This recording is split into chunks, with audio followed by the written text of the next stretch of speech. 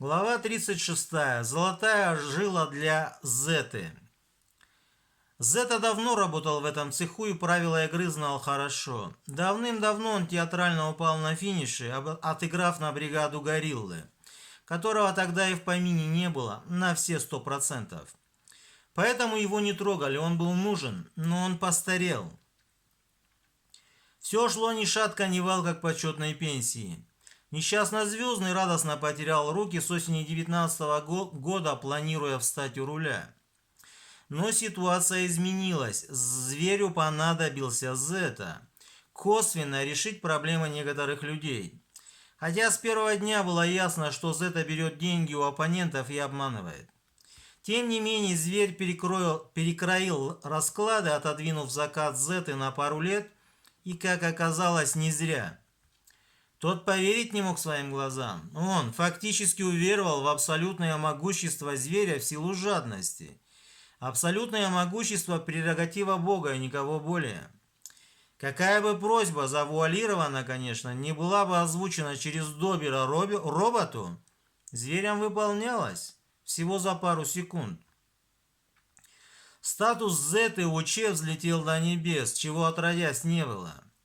Зета был не дурак и все понимал, но его врожденная жадность притягивала унижение, как и было обещано людям. Больше всего Зету, Че и Добера, видимо, пугала способность зверя читать мысли на расстоянии из прошлого, будущего и настоящего. Этой темой 20 лет пользовался Че, который просто думал, и это работало типа имейла. Он не понял, что это не он такой хороший, а имам Шамиль такой крутой, прогнувший зверя на тот момент в его юрисдикцию под еще одного жадину, ничего кроме денег не ценящего. Но Аллах делает свои дела как пожелает, когда он хочет чего-нибудь, он говорит «будь», и оно бывает.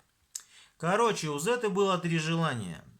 Зверь пообещал 6 и назвал очередность всех его желаний. Добер выпал в осадок, а Зета уже был там. И нас опять обманули. С того момента впряги за Зету больше не было, и он залетел. Ибо Че поставил на него, сделав максимальную ставку. Дела Че были очень плохи, земля уходила из-под ног.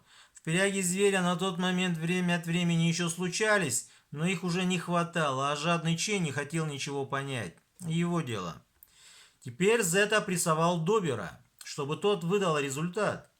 Добер был в ауте от ярости зверя на Зету и вскоре последовал за ним.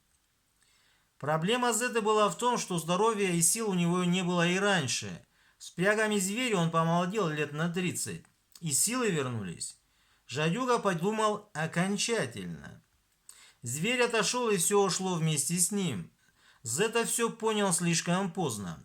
Он уже получил 2-ю звезду, чего не могло быть, и даже 3-ю в космос. Отставая от гориллы всего на 1 к его неудовольствию. Но приказы Че не обсуждались, а Зета был очень нужен ему, как крышка чайника, спускающего пар. Люди оказались не настолько глупы, к сожалению, Че. И потребность в Зете росла. Он уже получил право безлимитного расхода, козлу капусту. И тут зверь отошел. Зета поплыл. Функции не выполнялись, он не понял, с кем имеет дело. А понимание уже не помогло, тем более, что дважды хотел грохнуть зверя, хоть и с подачи Че. Зверь понимал, что Зета придет, вернее приползет на карачках, ибо Че не простит его, а это равносильно хане в квадрате. Зверь также понимал, что Зета не успеет получить повторный доступ к нему, потому что его опередит Че, дела которого обстоят намного хуже, и у него нет ни входа, ни выхода, ничего.